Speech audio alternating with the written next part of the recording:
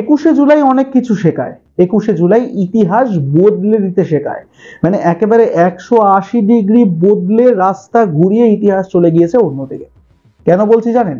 কারণ ফিরহাদ হাকিম মঞ্চে বক্তব্য রাখছেন, আর মঞ্চে বক্তব্য রাখার সময় তিনি বলছেন, নানা ভাষা, নানা মত, নানা পরিধান, বিবিধের মাঝে দেখো মিলন মহান। কিন্তু এই গোটা লাইনের মধ্যে পরিধানের জায়গায় চলে গিয়েছে অভিধান।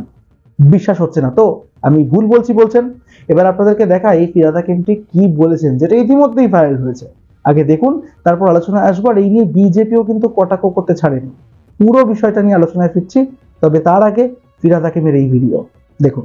আমরা একসাথে থাকি তার কারণ আমরা বিশ্বাস করি নানা ভাষা, নানা মত, নানা অভিধান, বিবিধের মাঝে দেখো মিলন মহান। আমরা একসাথে থাকি তার কারণ আমরা বিশ্বাস করি নানা ভাষা, নানা মত, নানা অভিধান, বিবিধের মাঝে দেখো মিলন মহান। আমাদের এই মিলন তীর্থ বাংলা। দেখুন, দুটো জিনিস বুঝতে পারছি। অতুল প্রসাদ সেনের লেখা এই কালজয়ী লাইন, নিজের নানা ভাষা, নানা মত, নানা পরিধান, বিবিধের মাঝে দেখো মিলন মহান, এই পরিধান হয়ে গিয়েছে অভিধান। বোঝাই যাচ্ছে যে তিনি ইচ্ছা করেই ভুল করতে চাননি, ভুল হয়ে গিয়েছে। কিন্তু প্রশ্ন উঠছে যে এরকম একটা মঞ্চ যেখানে হাজার হাজার মানুষ সামনে বসে রয়েছে, আর টিভি স্ক্রিনে চোখ রেখেছে কয়েক লক্ষ মানুষ না করে, এবং এই বিষয়টার মধ্যে কেন এরকম একটা ভুল হয়ে গেল ফিরহাদ হাকিমের? আবার এই গোটা বিষয়টাকে নিয়ে কিন্তু কটাক্ষ করতে ছাড়ছে না বিরোধীরাও। আবার সজল ঘোষ, মানে বিজেপির সজল ঘোষ, তিনি একেবারে একটা অন্য দৃষ্টিকোণ তুলে ধরেছেন। কারণ এই যে বক্তব্য আপনাদেরকে শোনালাম, এই বক্তব্যের মধ্যেই কিন্তু তিনি বলেছেন সবাইকে একসঙ্গে থাকতে হবে। কিন্তু ভাষা নিয়ে এবার লড়াই, 21শে জুলাই এবার ভাষার লড়াই হয়ে দাঁড়িয়েছে। কারণ ভাষার উপর নাকি সন্ত্রাস হচ্ছে, বাংলা ভাষাতে কথা বললে অন্য রাজ্যে ডিটেনশন ক্যাম্পে পাঠানো হচ্ছে, একই সঙ্গে অ্যারেস্ট করা হচ্ছে। আর এই নিয়ে গোপনে বিজ্ঞপ্তি প্রকাশ করেছে নাকি বিজেপি, এমনটাই মন্তব্য করেছেন মমতা বন্দ্যোপাধ্যায়। আর যখন তিনি বলছেন যে একেবারে পরবর্তী নির্বাচন, মানে 21শে বিধানসভা নির্বাচনের কথা যদি আমি ধরি, পুরনো নির্বাচন থেকে এবার 26শে নির্বাচন, এই গোটা বিষয়টার মধ্যে কত রকম বিষয় আসলে ঘটে গিয়েছে। কিন্তু 26শে নির্বাচনের আগেই দেখা যাচ্ছে যে ভাষা নিয়ে এবার লড়াই করতে হবে।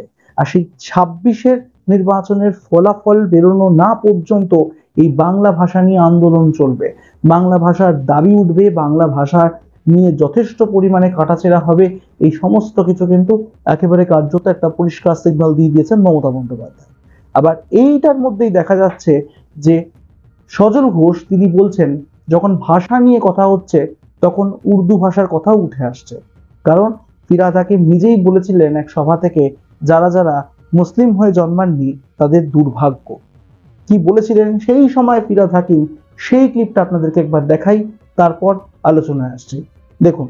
একজনকেও যদি আমরা ঈমান দিতে পারি, তাহলে আমরা আমাদের জান্নাতের পথ একেবারে সুরক্ষিত হয়ে যাবে। যারা ইসলাম নিয়ে জন্মায়নি তাদেরও দাওয়াতে ইসলাম, যারা ইসলাম নিয়ে জন্মায়নি তাদেরও দাওয়াতে ইসলাম, অর্থাৎ ইসলামের দাওয়াত দিয়ে তাদের মধ্যে ঈমান নিয়ে আসলে এটা আল্লাহ তাআলাকে খুশি করা হবে। একেবারেই তাই। এই সেই বক্তব্য, এবং তারপর ফিরহাদ হাকিমের সেই দিনের মন্তব্যের পর এই দিনের মন্তব্য। এখানে কি বিরোধীরা বলতে পারেন যে ভোট বড় বালাই, ভোটের জন্য অনেকে অনেক কিছুই বলেন, অনেকে অনেক কিছুই করেন, তাহলে সেই বক্তব্যের পর এই বক্তব্য সাধারণ মানুষ মেনে নেবে তো? সাধারণ মানুষ এই জায়গাটায় যখন ভাষা নিয়ে তৃণমূল কংগ্রেস একেবারে সাফ দাবি করছে যে বাংলা ভাষার জন্য লড়তে হবে, বাংলা ভাষার জন্য আন্দোলন হবে, বাংলা ভাষার জন্য সংগ্রাম হবে, ঠিক তখন দাঁড়িয়ে এই মন্তব্য আর সেই ফিরহাদ হাকিমের আগের মন্তব্য অনেকটা আকাশ পাতাল পার্থক্য তৈরি করছে। তবে মানুষ এটাকে কিভাবে নেবে সেটা অবশ্যই জনগণের উপরেই, কারণ তারাই ভোট বাক্সে তাদের মতদান করবেন, এবং তারপর বোঝা যাবে যে এই ভাষার আন্দোলন ঠিক হলো না ভুল হলো। 21শে জুলাইয়ে এই গোটা যে সভা হয়েছে, সমাবেশ হয়েছে, সেখানে পুরো সময়টাই বলতে গেলে মমতা বন্দ্যোপাধ্যায় কিন্তু এই ভাষার উপরে জোর দিয়েছেন, বাংলা ভাষার উপরে।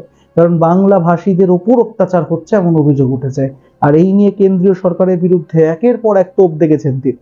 আপনাদের চোখ থাক আমাদের ইউটিউব চ্যানেলে, অবশ্যই সাবস্ক্রাইব করতে ভুলবেন না এক ঝলকে মিডিয়া।